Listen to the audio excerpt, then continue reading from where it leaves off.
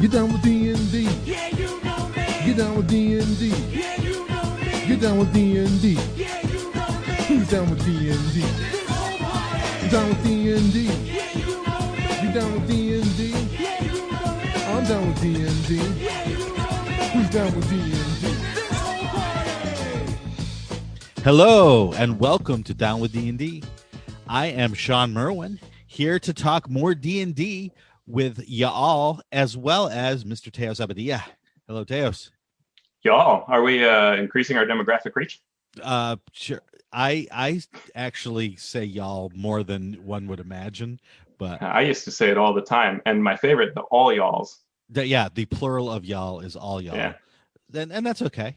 That's okay. Yeah. I am, even though I am from New York, I am from rural New York, Yeah, in the Appalachian Mountains. So y'all was a thing. yeah, that's fantastic. Here in Oregon, we don't get a lot of that, and I miss it. Yeah. Linguistics are interesting. I love to think about the way people use words and how the same word can have different meanings in different places, and it's all fascinating, and it has absolutely nothing to do with D&D. Well, but if we're a little addle-brained, it's because there have been about 14,000 Tuesdays since we last recorded. This is true. It feels like we last recorded the day before the U.S. elections. Yeah, And now 7 years later, yeah. we are recording again. I've had so many lifetimes. It's been amazing. It has. It's been an interesting experience to live through, and it will be an even more interesting experience to not live through anymore. Yeah, that whole may you live in interesting times thing and all, but I do hope that folks can now that that's at least a phase of it is past us, a big phase, that we can all take a moment. And a lot of people on social media are sort of saying take a day. I'm like, take more than a day. Yeah. Like just take as much time as feels good to sort of deep breath and return, and hopefully our podcast can help with it. Yeah, because we are going to talk today about D&D news first, and then we are going to do sort of a wrap-up of Chapter 1, because we spent so long talking about the details that I feel like we may have lost some of the trees in the forest. So we sort of wanted to wrap it up and talk about our general thoughts and a plan, if you will, for moving forward, if you do run this with Chapter 1. Yeah. So the news, we will begin with Teos talking about a WotC auction. Yeah, Sean, I'm a collector and I love me the wacky things, but these days it's really easy for people to find the wacky, awesome things. And Wizards of the Coast is loudly proclaiming that they're auctioning off rare book cover galley proofs for ExtraLife. And you Nice. kind of have to parse that, such a complicated sentence. But this is fundraising for kids' hospitals. It's all for a good cause. And on eBay, they have placed galleys, which are the full color printouts they receive from the printer to show them what the cover will look like. And it has like a color grading on one side on the outer border. So it's not just like a poster, but it sort of looks like a poster. Nice. And it shows both sides of the cover like all together, like if you folded out the book. Mhm. And they have those for the Wildmount Explorer's Guide, Icewind Dale, and its alternate cover, Tasha's and its alternate cover. They're all on eBay. They can go for pretty high prices, probably will. But I mean, this is a pretty unique thing. They while it seems like anyone can just print these off, there are only so many of these that they do. And then they go to someone's house usually, and in this case, they can go to your house. Excellent. So if you are a collector of rare and exotic D&D memorabilia, that is on eBay. You can go to eBay and then just look up Wizards of the Coast, and it should take you to the charity site. GameholeCon has come and gone virtually, and I did not participate as a DM, although I did participate in one of these live streamed games as an AL admin. And I watched part of that. Did you? And Mr. Greg Marks ran us through a pretty horrifying adventure. In many ways, Travis Woodall and Bill Benham and Chris Lindsay were three of the players. That sounds horrifying. Which is horrifying. Fortunately, Claire Hoffman was also there to lend an air of respectability to the place. But it was a lot of fun, and we did raise a few $100s for aforementioned ExtraLife. So thank you and everyone who watched and donated to make that game happen. That's great. And they announced that Gamehole Con 8, already 8 Gamehole Cons, will run from October 21st through 24th in 2021. That's about a week or more earlier than it usually is. It usually runs into November. And here's hoping that maybe, possibly, that normalcy will be a little bit more part of our lives by 2021 and the last weeks of October. Yeah. Well, and speaking of conventions next year, one thing that we didn't report, and it's just coming to mind, is Baldwin Games announced that Winter Fantasy next year will be virtual, and that is going to be January 15th to 17th. Yep. So we can add that to our list here, because that's a great convention. It is the last physical convention I attended. Yeah. Before it was right as COVID was hitting, we were like, should we all be here? But nobody got it from that event, luckily, fortunately. But right after that, some things started closing down, and so yeah, it's true. So it'll be a year then. Yep, and that will be February 4th through 7th online, and much of the money that goes into that, through tickets and stuff, will be donated to various charities. So keep an eye out. Yep, keep an eye out for that. There is a link in our show notes to the announcement and some other links to go. And pretty soon there will be DM signups and then player ticket sales. So yeah, I'm looking forward to hopefully participating in that.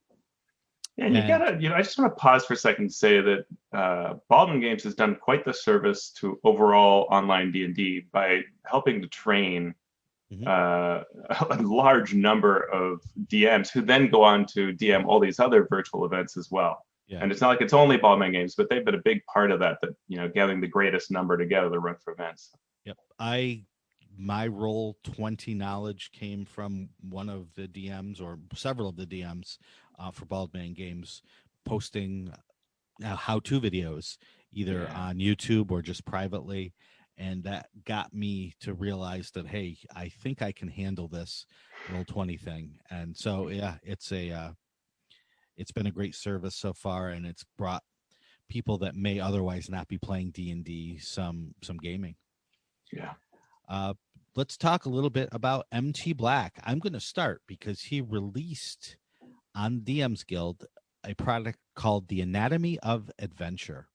It's $4.95 on the DM's Guild. It's 106 pages of advice and experience on adventure design.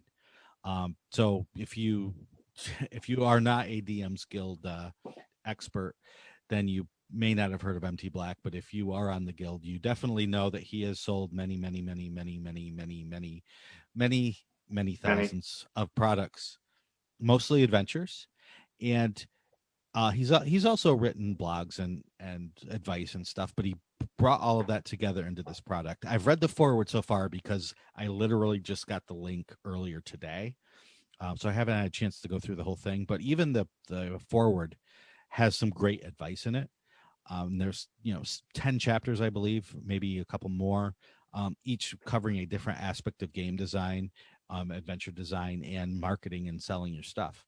So if you are looking to get yourself going on the DM's Guild and upping your game there, if you're already there are many worse people that you could listen to than sure. MT Black. And we will have a link on the show notes. That, again, is called The Anatomy of Adventure. And I think we have a little more MT knowledge being dropped here. He just put out his list of top 20 free 5e DM's Guild adventures. So when you string all those things together, and he looked at products that had at least 15 5-star ratings, then he put all these together in a list of 20 adventures that are all free. So you can go check out his blog post and get yourself 20 of the highest rated DM's Guild adventures. These include the 2 free Acquisitions and Corporate Adventures by Pat Rothfuss and Mike Krahulik. No surprise they'd be highly rated. The free Ixalan Magic the Gathering setting adventure, written by Kat Kruger and Chris Tulak. That's great. I have all of these. The high-level adventure from Jason Thompson and Scott Fitzgerald Gray that's available there. I think it's like levels 13 to 17, something like that. An Adventures League adventure by Robert Adducci. I don't really know why this one's free, but it may be a leftover from when WotC was giving away things, but grab it while you can. Robert writes great things. A horror adventure by Ashley Warren. And the number one is Secrets of Skyhorn Lighthouse by Kelsey Dione. And she has created a great group of adventures that she releases through her company. But that, I think, is, if it's not the one that started all, it's certainly one that brought her name to prominence. So that is a lot of content that you can get for free. Again, link in the show notes. You can go to mtblackgames.com to see the blog where he talks about that. And ending our news today is Kobold Press, which has just announced that on November 30th, they will launch a Kickstarter for the Southlands 5e bundle of work that they're going to be putting out. The Kickstarter will include a 5e Southlands world book, a Southlands player's guide, and a product called City of Cats, a collection of adventures that take place in Per Bastet, where the feline goddess Bastet reigns supreme. I grew up in that house. Yeah, I feel like I do now, even though there's only one cat. They all of these books will be part of the Kickstarter, and they will all be 5e compatible. Southlands is a part of the overall Midgard setting that Kobold Press has been working on for years. And according to the release that they said, they would have a ton of different people working on it. Each book is being run by a different person, including Meghan Markle, their editor extraordinaire. And I saw other names such as Kim Mohan, who's working on the World Book. So yeah, I mean, just right there. Yeah. Is you've sold. Yep. And Kim Mohan. Okay, sold. Yep. They always have a lot of pretty good freelancers working on things. Yeah. So, well, that's what's great about Cold Press is that that at the very least, and you're going to get more than this, but at the very least, you will get a number of amazing designers will throw something incredible in there. Right, because they will use all of that knowledge and experience they have, and they're going to put something that just is a gem in there. And there always is, whether it's a book of monsters, a book of encounters, there are going to be some things that make you really sit back and go, "Oh, this is great." And as someone who's worked on Kobold Press projects in the past, the head chief Kobold, of course, is Wolfgang Bauer, and he always has his eyes on the prize in terms of not just making good products, but keeping the quality high and keeping an editorial hand in most things. He knows what he wants. He is super smart. He's been doing this, not just Kobold Press, but obviously TSR and Wizards and Dungeons and Dragon magazine and everything that he's worked on before Kobold Press. He just has that knowledge and it never goes away. If you're working on something for him, you know that if you turn in a piece that doesn't quite fit the story that he's trying to tell or the lore that's in his head, he will take care of it. He will fix it. I love that.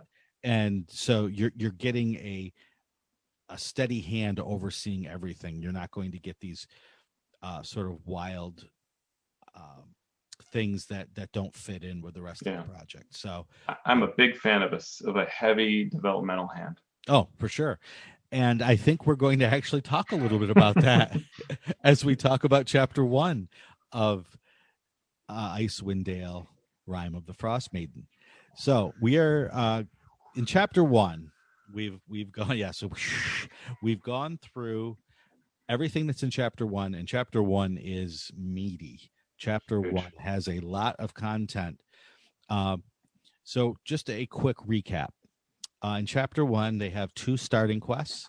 Then they have a description of all 10 of the 10 towns, along with quests for each of those towns. So there's 10 quests, 10 towns, and some of the towns even have really more than one quest, although they're not called quests. So the expectation of the book is when you get through the chapter 1 content, you will have done several quests, at least 5 and possibly more, getting you to 4th level. Then you're supposed to move on to chapter 2.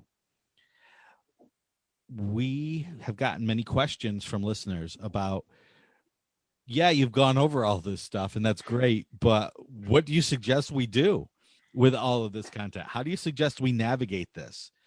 And Teos and I thought it would be a good opportunity for us to step back, hit pause for a moment, and think about chapter 1 in terms of your DMing campaign. How would it work? How does it work? What can you do? What are some pitfalls you need to worry about? What are some opportunities you can take advantage of? So that's where we're going to start. Do you want to talk about Mr. Baker? Sure, yeah. So it's Jeremy Baker, who is a listener and reached out on Twitter and asked what we would suggest as starting quests in an initial town.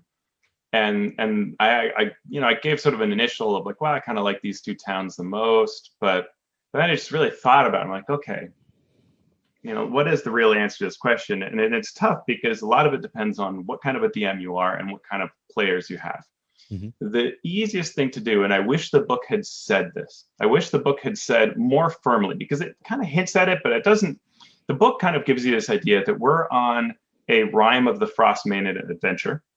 And we're going to be all about the Rime and the Frost Maiden, and we're going to try to take her down, right, and end this. But what it actually does is throw a whole big sandbox experience for actually more than even just chapter 1.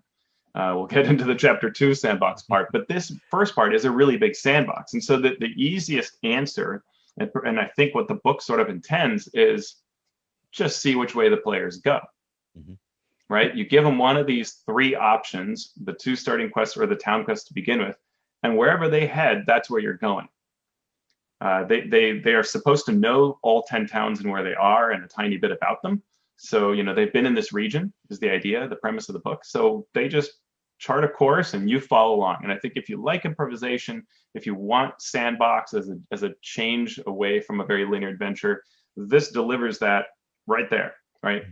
But what is weird about it is that you then aren't really feeling this Rime Frost Maiden progress. Mm-hmm. Instead, you're just sort of doing various quests. Sometimes they're tied to that, but not in ways that are always obvious. And even when a quest ties into a larger theme like Dwergar, it's not obvious that it's doing so. You don't feel a sense of progress.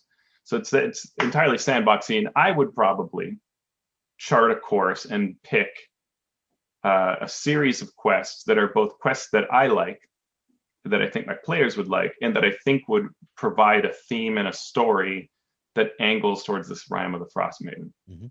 Yeah, how about you? Yeah, as Teos said, if you are comfortable running sort of a sandbox, spur of the moment sort of campaign, where your players are not necessarily needing to be invested in an ongoing story outside of just their own exploits, you're great with this book. You can do that.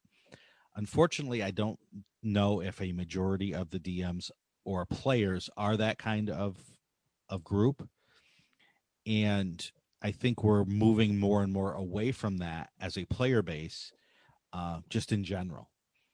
So that's moving away from scripted linear adventures. No, moving away from this sort of sandbox. Okay. Thing. I think more and more players, as they come into the game, sort of want stories.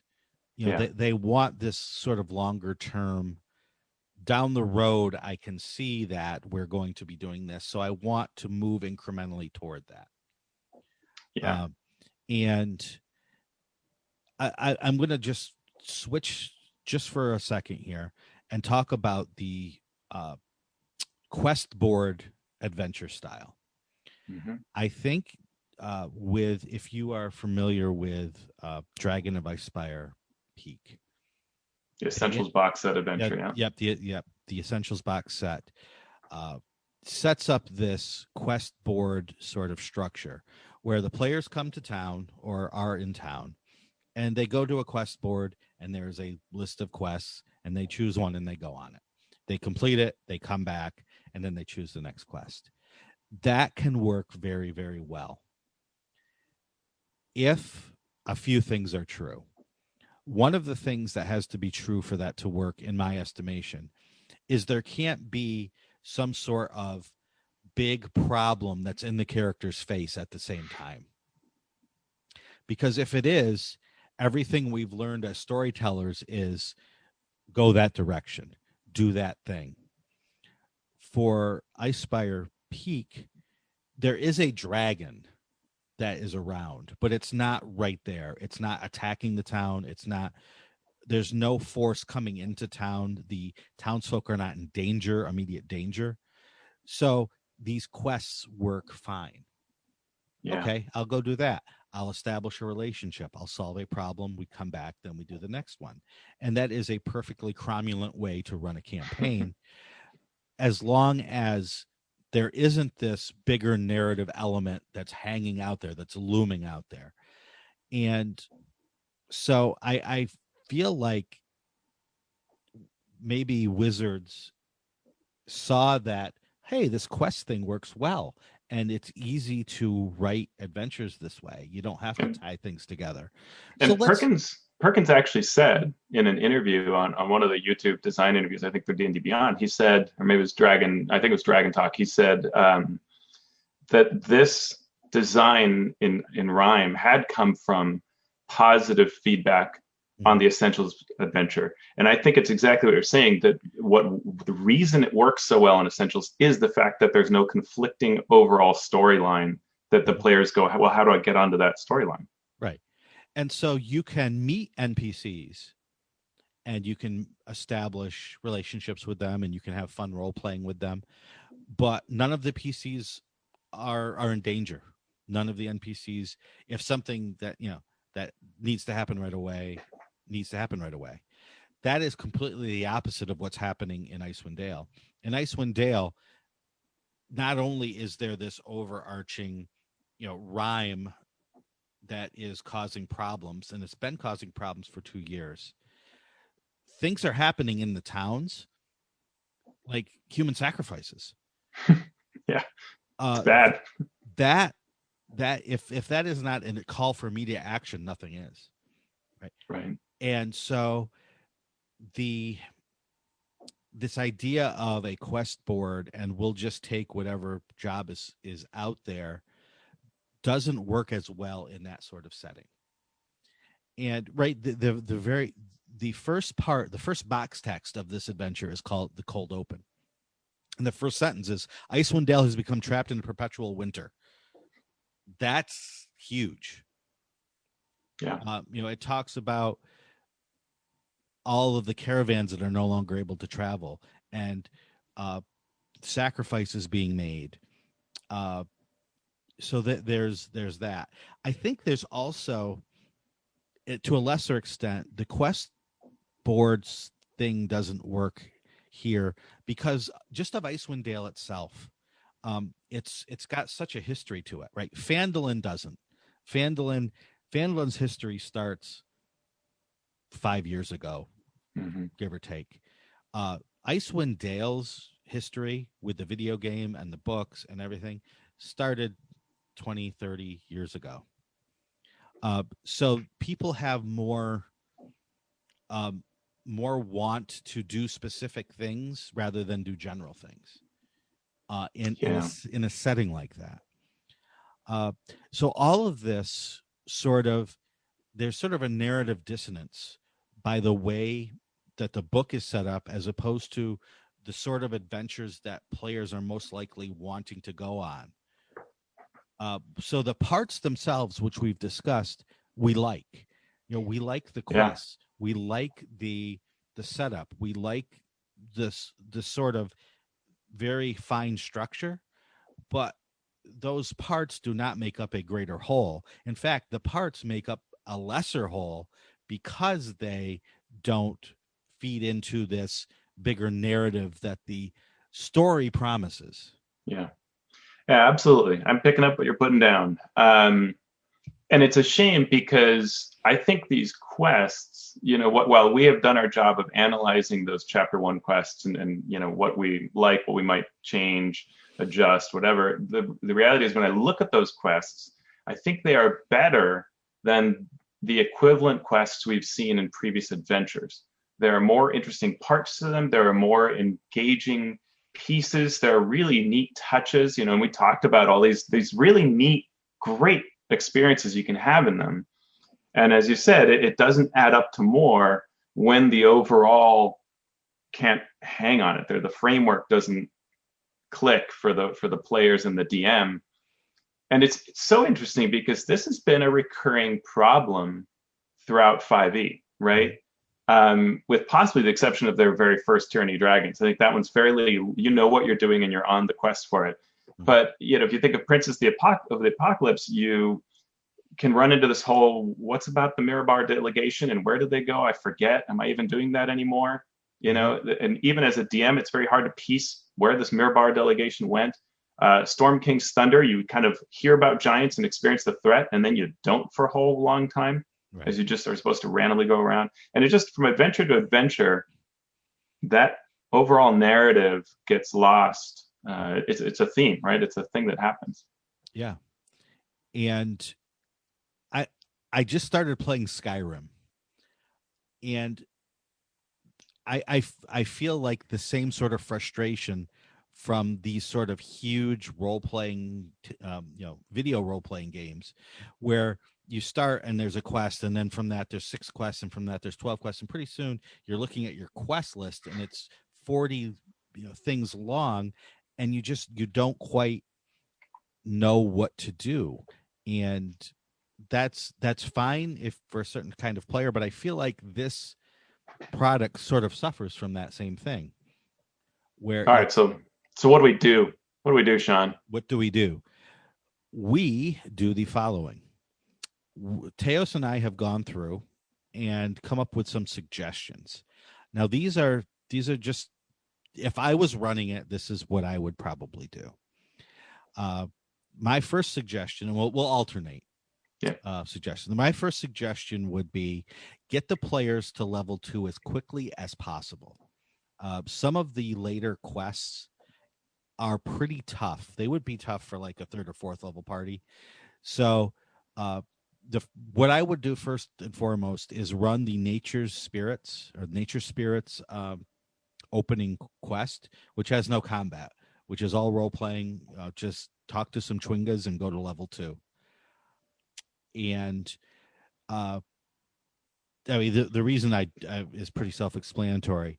Yeah, but I think it's also, this is also a chance to establish some lore of the towns, to get to, engage with NPCs. The players get to express what their characters are like. So I'm on board with that. Yeah. The problem, though, is these 2 opening quests, right? Nature's Spirit and then the one where they're hunting for the serial killer, can take place in any town. So you have to be careful which town you choose first, because if you go to, let's see, is it Lonelywood? Where's the burning of the body immediately? East Haven. East Haven? Maybe. No. Yeah, East Haven. So if you say, okay, I'm going to start in East Haven, and I'm going to start with the Chwinga quest, and you go into East Haven, and you see this wizard being burned at the stake, and all this chaos, and then having someone say, oh, could you please investigate Nature Spirits for me? Again, there's that narrative dissonance, right? There's all these amazing things happening, and why are characters going to want to go search for these nature spirits when there's all this chaos and all this turmoil going on? So I think you have to be careful what city you choose first if you're using one of these other, these opening quests first. Otherwise, you're enticing someone with something that they are going to want to do right away. Yeah, that's a great point. And I think that's one of the problems with the adventures, that it's sort of like, if you use a starting quest versus a town quest, they will take you away from that first town. Mm-hmm. Right. And all of that forces you to sort of juggle. So do I start in a town I don't want to spend time in? Right. So if you want to run nature spirits, then I think you do. You sort of start in a town that's maybe interesting, but you don't plan on being there for long. Maybe it's something like, Cair Dinival, the one with the Cair that you can't visit easily because you'll have nothing to really do there, and maybe you just pick up a bit of lore or two, and then you go on do nature spirits. And if you want to come back to Cair Dinival later, you can. But right. And it's so it almost puts you in a position where either, as Teos said, you have to choose one of the more boring quests, or you have to just ignore those opening quests completely. Yeah. When I went through the towns, what I decided on 3 towns. Cair Konig, because it introduces the Duergar storyline, which is actually one of the big storylines in the adventure, kind of the lowest level big storyline. So I would introduce there. East Haven, because not only because it's a cool town, but they had the Cauldron of Plenty. Yeah. And that can become a focal point of lower level play as towns then scheme to try to get this cauldron. That's an interesting point. It is a powerful item for the story, while not a powerful item for individual characters. And it also introduces the Arcane Brotherhood, the fact that they are involved, and the clone of the wizard that was burned at the stake is introduced later, so you kind of want to do that. But I would actually start everything in Goodmead. Goodmead would be my first choice for a town, because that's where there is no speaker. That gives the characters the best option to really get involved in a town, to really establish a home base. And the quest itself is go get some mead that we lost. So it's not a life or death thing. It's something where someone might say, could you go get us our mead back, or go get these nature spirits? And the characters might even choose the nature spirits, especially if it's a short trip rather than this big trek out to get it. And then you could almost introduce the other quest. So they start in Goodmead, get a layout of the town, hear about are asked to investigate this next town that has Chwingas. So they go to the next town. There they hear about the murder. Maybe in East Haven they hear about the murder. Then you've got Goodmead and East Haven playing off each other, and you can get the Chwingas and the murder quests out of the way quickly. And both East Haven and Cair Konig have Duergar, so you could get onto that storyline pretty strongly. Though. Yep. Yeah, that's great. I think that's a solid plot. I like that a lot. I did put together a quests recap for those who are on our Patreon and get the show notes. I went through, I listed in bullet form all of the towns, what's their quest, kind of what are the pillars that each one hits, and kind of a note or two about them. So it's a good reference. And I did that as a mental exercise to try to think through all of this, because I would want to weave a theme through these quests, just like you're saying. And I thought there are kind of 2 themes that I would probably choose. It's either the Duergar. I gotta say, just for whatever reason, Duergar just don't super interest me. But that's the most obvious one. And I think what you did is a good Duergar track. There are also Duergar in that other town, Tourmaline. No, which was the one with the fortress. Lonelywood? No. It was Cair Dinival with the devil cultists. No, I'm thinking of, it might be, it's Cair Konig, the one with the strangely described Duergar outpost. Right. So I don't super love the town itself, but that's also Duergar. So you could almost do like 3 Duergar towns if you wanted to go super Duergar. That's one way to go. And that's going to be a strong theme that's going to pay off in chapters 3 and 4 when the Duergar attack. Spoiler towards the future. So that's one way to do it, though I think personally what I would do is I would introduce a theme that I think is not very strong, which is that of oral. Mhm. I would probably start in East Haven, Mhm. make that initial quest easier, Yeah. and maybe throw in some heavier oral themes around it. I would do the seance, which I think is a neat little kind of bonus quest. It feels meatier, that beginning. Yep. I would use the murderer quest rather than nature spirits, though I like the nature spirits just fine, but I'd probably do that because I think it's really cool how he is tied to oral and shows that off when you fight him. Mhm. The murderer has, can bring ice blades into their hands and stuff like that. So I'd probably do that.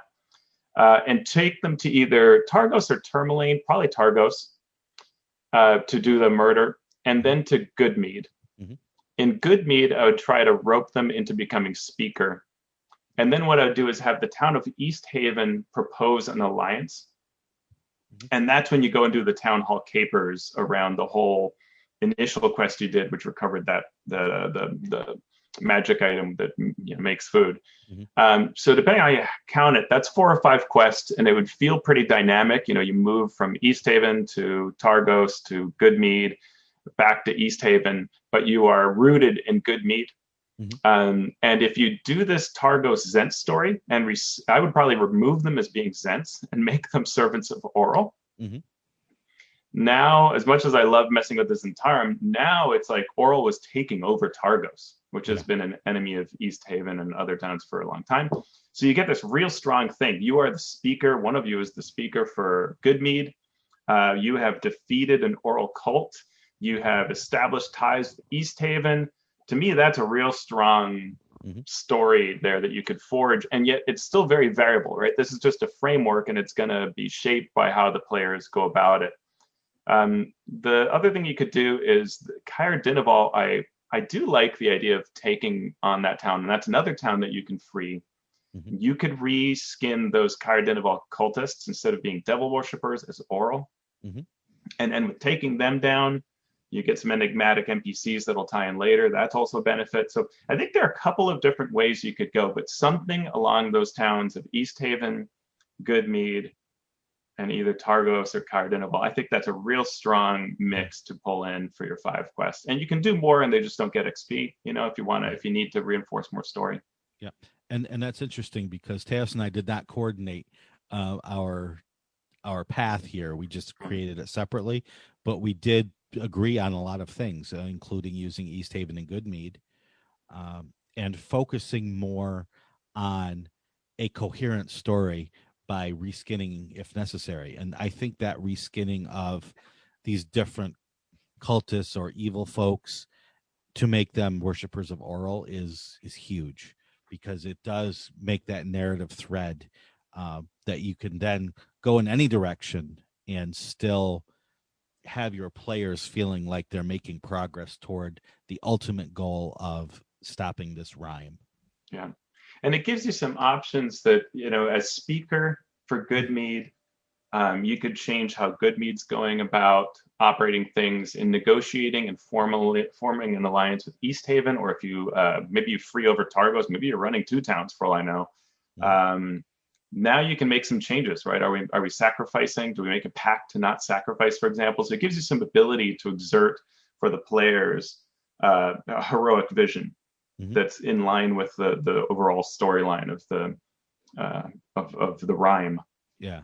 And making the players, putting them into positions of power is huge, because then you are creating a narrative thread that can take them in so many different directions and take you in so many different directions.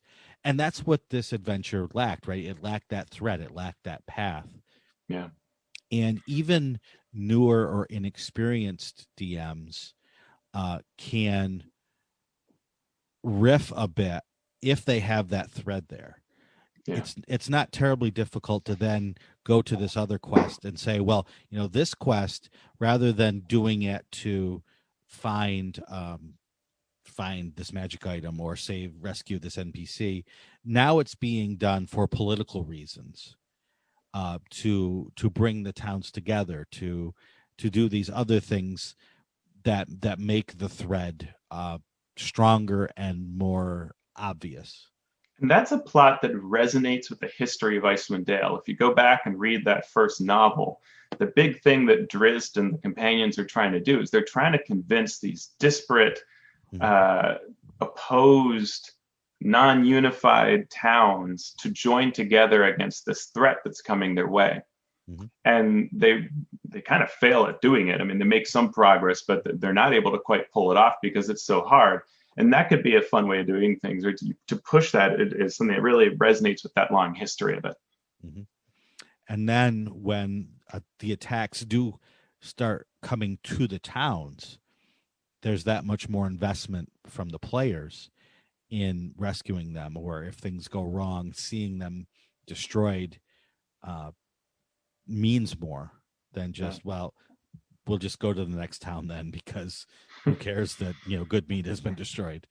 And two things I really like about Goodmead is, and it doesn't have to be where you start, but if you make that your kind of your town, right? And if you can, even if the players don't end up, if none of them wants to run for speaker, if they can shape who becomes a speaker, right? You could give a couple options, or maybe the person who's running but doesn't want to run, they kind of help her out, right? Like guide her. That alone could give them that investment in the town, and what the town could then serve as, because they say in this book that adventures are sort of a commodity, right? So if they are sort of the controlling or influencing hand in Goodmead, other towns could come to them with any of these quests you like. Exactly. And bring that quest to you, right? Like Tourmaline could come and say, we're willing to negotiate with Goodmead if you can get our mine back. Because a beautiful mine is a really cool quest. And this is almost like having to pick your children a bit, in that there are some really neat quests here and you can't run all of them. And it's hard to figure out how to weave between them and have a plot. So through Goodmead and controlling as speaker, you can actually get any plot come to you through an alliance. And that would be really neat. The other thing is, I love the idea of using the Acquisitions Incorporated rules, even at a very light level, to set up Goodmead as a home base. Right. Be able to build whatever structure they're interested in, whether it's a tavern, because hey, Goodmead, right? Or the main hall could be reinforced and built up, or they could build walls around the place, and anything like that. You could do anything around that using those franchise rules to build a structure and protect that town. And then they would have these followers that they could use to accomplish tasks while they're off doing other things. So you could even have followers, whether it's as formal as a B team or just something that happens in the background where they solve some of these other quests. And you could actually tell them results of these quests in between adventures, right? Your hirelings back in Goodmead report to you via sending that they found, this mine in Tourmaline was being taken over by kobolds, and one of them was a ghost. That's been solved by you, right? Right. Or roll these checks to see if your followers solved it. Right. Or exactly. And or have them fail. Or have them fail. Yeah. And have things go on because of that failure. Yeah. And that's another thing that I want from my adventures, and that's something that Acquisitions Incorporated, since I'm running it now, has taught me, is things go on even though the players don't address them. Things go on because the players don't address them, and you don't get that feeling from this. Wow. This adventure. Yeah, you're right. And so I would want to have Lonely Wood be destroyed by the White Moose. Yeah. Right. If they don't address that, the lake monster goes nuts, and Bremen is destroying their fishing fleet. Right. Yeah. And then you can solve it. You could address this through downtime, right? So you could be off exploring one of these places in chapter 2, and you could say, hey, your followers back in Goodmead report that there is a lake monster going nuts in Bremen, and some sort of moose that seems really intelligent and cunning is going crazy in Lonelywood. You've got a downtime activity. Which one do you want to tackle? And then you tell them what the results of it. One based on their roles, and the other one because they didn't do it. Right. Oh, that could be so cool. Yeah. And so again, those are very specific ideas that go back to this basic idea of just the want of a narrative string, the want of a path, a narrative path that the players are on, and then you can diverge from that path with these other cool ideas. Yeah. But it's got to Love that. start somewhere. Yeah. I like that.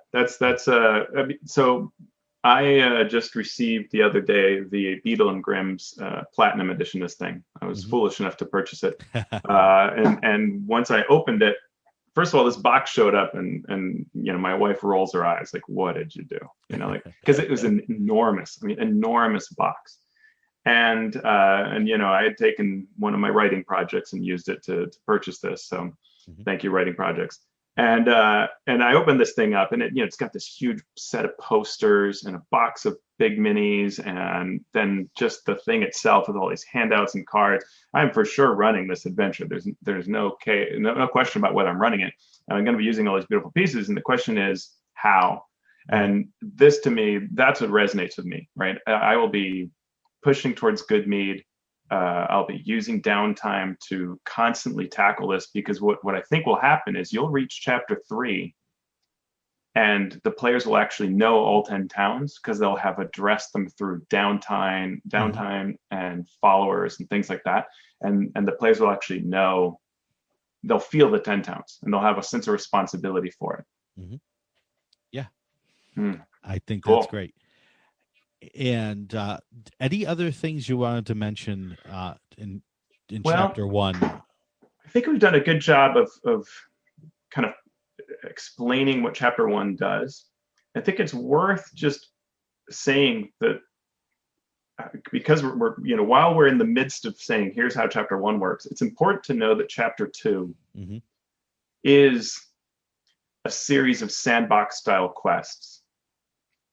And so it's important to know that you're going to have more of that sort of choice as to where to go after this. And you're going to have 3 levels of sort of chapter 2 sandboxing. So we'll cover chapter 2 next time, but I think it's important to note that more of that is coming. It's a little more location based. So it's sort of like radiating out from the 10 towns to these different locations. But otherwise has the sort of same both benefits and detriments of its approach. Right. But that is exactly why you want to pay close attention to the 10 towns now. Get the players and their characters rooted in the happenings in the towns now, because they're going to be leaving them. Yeah. And I thought, as I read chapter 1, I thought, oh, okay, like there's Zentarum and Targos. We're going to come back and hit that. No. Not unless you do, right? And or something will give me the entree to come back and solve Kair Koenig's, being taken over by devils. Kind of, but not really.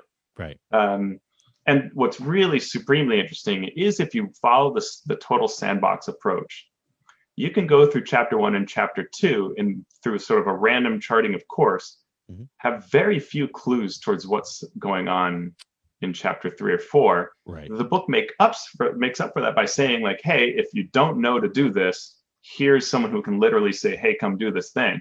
Right. But it can be a very disconnected, I'm just vacationing in the 10 towns kind of thing. And right. And players and just people in general are becoming more and more aware of these sort of tricks and tropes of storytelling. And when exposition dude steps in, everyone rolls their eyes, and it's like, okay, here's exposition dude who's going to fill us in on all the stuff.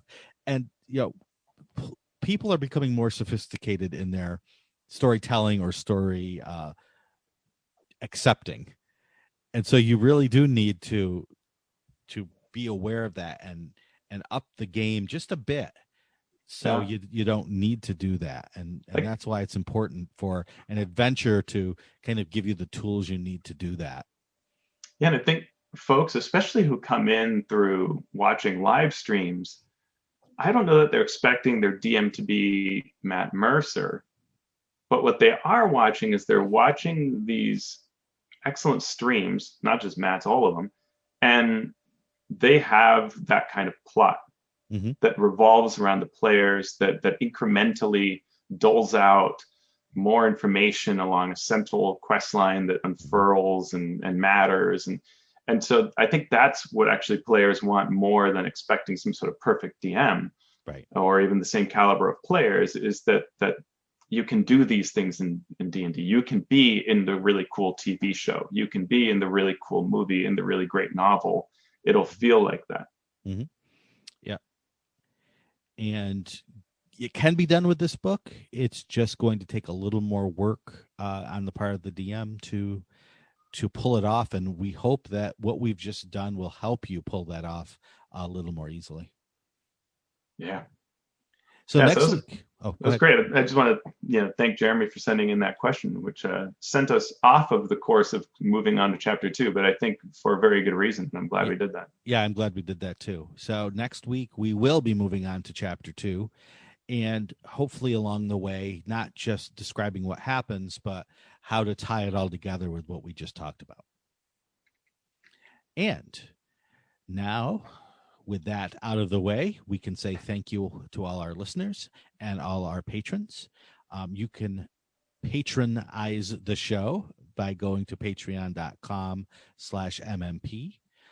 If you cannot do that, we understand. It would be great if you could share the gospel of Down with D&D on social media. Let everyone know that you listen, and hopefully that you are enjoying the show. Social media-wise, Teos, where can people find you? I can be found at Four Seasons Landscaping. No, wait, I'm told that's a mistake. It's at Alpha Stream. Last minute change. Oh, okay. On Twitter or my blog, alphastream.org. Yep. And you can find me on Twitter at Shawn Merwin, although I do really wish that I could change my name to Four Seasons Total Landscaping. Yeah. You can also go to the forums at misdirectedmark.com. Down with D&D is a Misdirected Mark production, the media arm of Encoded Designs. So, Mr. Abadia, what are we going to do now? Let's go kill some monsters that feed directly into that plot. Mm-hmm. Get down with D&D. Yeah, you know me. Get down with D&D. Yeah, you know me. Get down with D&D. Yeah, you know me. Who's down with D&D? This whole party. Get down with D&D. Yeah, you know me. Get down with D&D. Yeah, you know me. I'm down with D&D. Yeah, you know me. Who's down with D&D?